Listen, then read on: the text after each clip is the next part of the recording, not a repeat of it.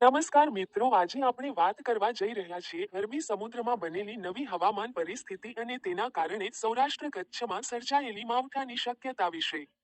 મિત્રો, અરેબિયન સીમાં upper air cyclonic circulation સર્જાતા હવામાનમાં અચાનક પલટો આવ્યો છે.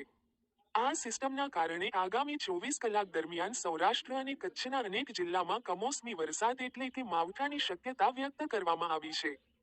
ખાસ કરીને રાજકોટ, પોરબંદર, દ્વારકા, જામનગર, જૂનાગઢ અને કચ્છ વિસ્તારમાં કમોસમી વરસાદ પડવાની શક્યતા છે. ગઈકાલે અમરેલી પંથકમાં વરસાદ નોંધાયા બાદ ખેડૂતોમાં ચિંતા વધી ગઈ છે.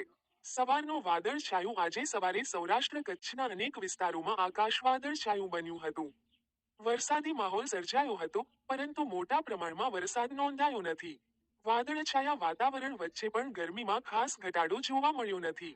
રાજકોટમાં સવારે ભેજ 57% નોંધાયો, પવનની ઝડપ 11 કિલોમીટર પ્રતિ કલાક, લઘુત્તમ તાપમાન 18.8 ડિગ્રી સેલ્સિયસ, બપોરે પવનની ઝડપ વધીને 14 કિલોમીટર પ્રતિ કલાક થઈ ગઈ અને મહત્તમ તાપમાન 37.7 ડિગ્રી સેલ્સિયસ સુધી પહોંચી ગયું. રાજકોટ રાજ્યનું સૌથી ગરમ શહેર નોંધાયું. અન્ય શહેરોના તાપમાન: Junagadh 36.0 degree Celsius, Kandla 36.5 degree Celsius, Amreli 35.9 degree Celsius, Bhavnagar 34.6 degree Celsius, Bhuj 34.2 degree Celsius, Porbandar 33.6 degree Celsius અને કેટલાક દરિયાકાંઠાના વિસ્તારોમાં તાપમાન થોડું ઓછું નોંધાયું છે.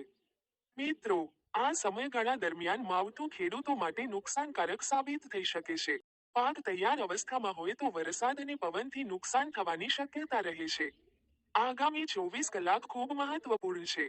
હવામાન અપડેટ પર નજર રાખવી જરૂરી છે. નમસ્કાર મિત્રો.